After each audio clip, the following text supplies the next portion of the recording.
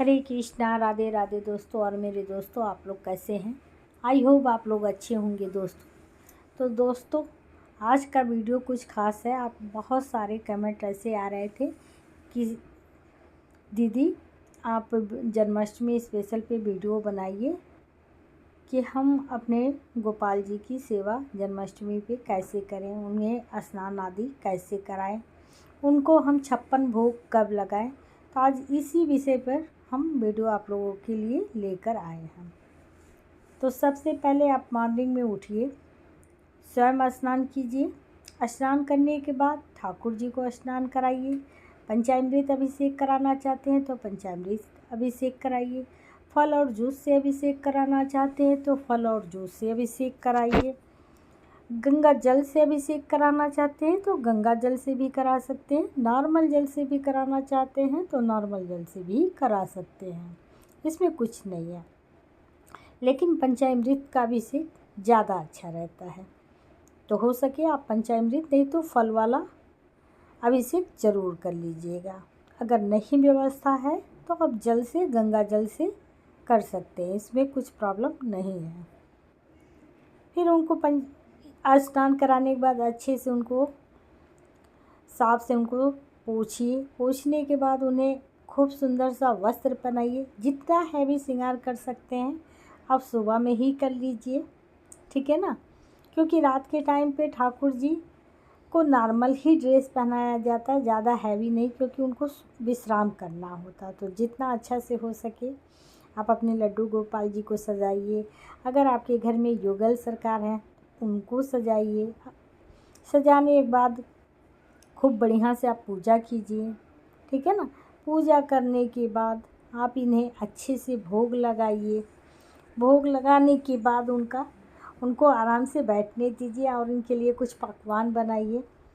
फिर उसके बाद आप अपने मंदिर को अच्छे से डेकोरेट कीजिए, जितना कर सकती हैं।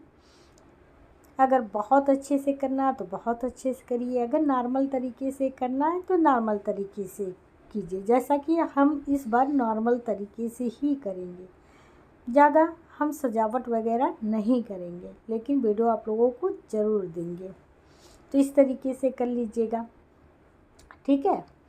फिर इनको सजाने के बाद फिर शाम को क्या करिए, आप 6 बजे आरती कीजिए। अगर ठाकुर जी को आप जन्म उत्सव मना रही हैं तो आप 56 भोग दिन में भी लगा सकती हैं, ठीक है।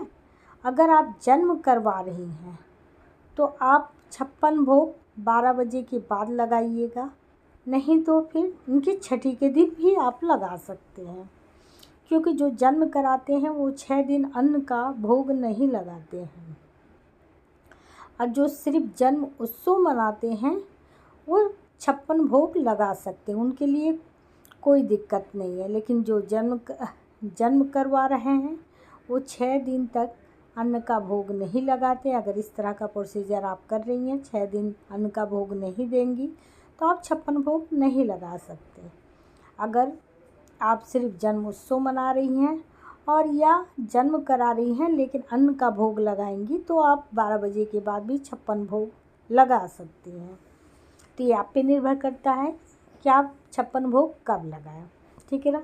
फिर रात में 12 बजे जब उनका जन्म होता है, जन्म के समय आप क्या करिए, थाल बजाइए और ये गाना गाइए, हाथी घोड़ा पाल की जय कन्हैया लाल की। इस तरह से साउंड सभी परिवार कीजिए, जन्म उत्सव मनाइए। फिर ठाकुर जी को उठाइए, खीरे को काटिए। जन्म कराने के बाद पंचामृत से अभिषेक कराइए और नर्म मुलायम वस्त्र, हल्का ड्रेस उनको पहनाइए। पहनाने के बाद उनका जो भी प्रसाद है प्रसाद चढ़ाइए। प्रसाद चढ़ाने के बाद आप क्या करिए, उन्हें झूला झुलाइए। झूला झुलाने के बाद ठाकुर जी को आप ज़रूर ये सब करते 1-1:30 बज जाता है, तो आप कैसे भी इनको आराम फिर करा दीजिए। क्योंकि बच्चा जब जन्म लेता है तो थोड़ी देर साउंड करता है, दूध पीता है, फिर उसके बाद सो जाता है।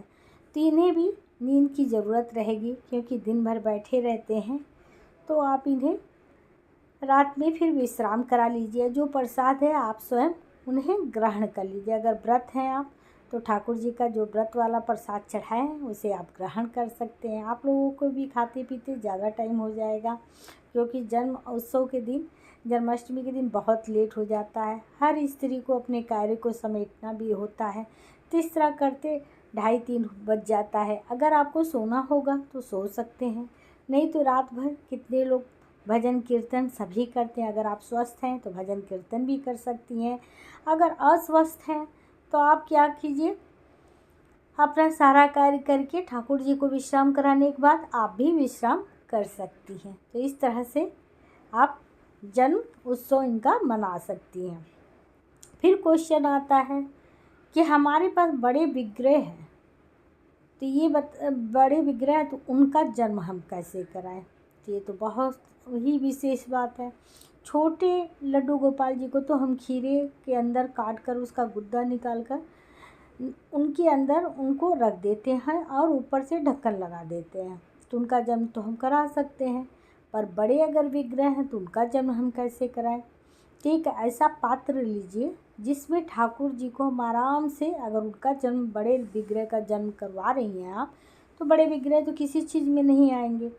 तो ऐसा करिए, आप एक पात्र लीजिए। पात्र ऐसा होना चाहिए, चाहे ब्रास का लीजिए, चाहे तांबे का लीजिए, चाहे चांदी का लीजिए, जो भी अवेलेबल आपके पास हो वो पात्र ले लीजिए। लेने के बाद आप क्या कीजिए, उनको उसमें आराम से एक नर्म मुलायम कपड़े बिछाइए। बिछाने के बाद उनको आराम से उसमें लेटाइए। लेटाने के बाद आप क्या करिए, उनको चारों तरफ फूल से अच्छे से ढक दीजिए। ढकने के बाद उसमें तुलसी ज़रूर रख दीजिएगा, और खीरे का रखना ज़रूरी होता है, क्योंकि जो भी जन्म होता है खीरे पे होता है, ठीक है ना। तो खीरा ज़रूर आप रख दीजिएगा। तो खीरा आप 1 भी रख सकती हैं, 2 भी रख सकती हैं, 3 भी रख सकती हैं, 4 भी रख सकती हैं। तो आप पे ये निर्भर है कि आपको प्रसाद अगर बांटना है, उस पद से करना चाहती हैं तो खीरा ज़्यादा रख लीजिएगा। अगर अपने परिवार के साथ ही खाना है, जैसा इस समय कोविड का समय चल रहा है, तो प्रसाद वगैरह ज़्यादा हम बाहर दे नहीं सकते, उस हिसाब से करना है तो आप 1-2 ही खीरा रख सकती हैं, ठीक है। इस तरह करके उन्हें पीले वस्त्र से, साफ नया वस्त्र लीजिएगा पीला, और अच्छे से उनको ढक दीजिएगा। जब 12 बजेगा तो ठाकुर जी को ये कहते हुए जगाइएगा, ठाकुर जी उठ जाइए, 12 बज रहा है, अब आपका जन्म का समय हो गया, हाथी घोड़ा पाल की, जय कन्हैया लाल की कहते हुए उन्हें जगाइए और अच्छे से उनको बिठाइए। किसी आसन पे बिठाने के बाद या पात्र में बिठाइए। उसके बाद उनका खीरे पे जन्म कराइए और इनको पंचामृत से अभिषेक करके खूब बढ़िया बढ़िया मुलायम मुलायम वस्त्र पहनाइए। वस्त्र पहनाने के बाद इनको अच्छे से भोग लगाइए। अपना जो भी सेलिब्रेशन है, अच्छे से गाना बजाना जो भी करना है, भजन कीर्तन, वो सब आप आराम से कर सकती हैं। तो इस तरह से आप जन्म मना सकती हैं। तो इसमें ज़्यादा कोई टेंशन वाली नहीं है। अगर बड़े विग्रह भी हैं तो उनका भी जन्म बहुत ही आराम, बहुत ईज़िली से कराया जा सकता है। ठाकुर जी तो ऐसे ऐसे नियम बनाए हैं, जो बहुत भी कठिन है तो उसको भी हम हल्के में, छोटे में कर सकते हैं। तो अगर ये वीडियो पसंद आता है तो like, subscribe and comment share ज़रूर कीजिएगा। आई होप आपको सारे क्वेश्चन का आंसर मिल ही गया है। जो नए हैं मेरे चैनल पे वो सब्सक्राइब करना ना भूलें, बेल आइकन का बटन ज़रूर प्रेस कर दें, जिससे आने वाली हर वीडियो की नोटिफिकेशन आप तक मिलती रहे।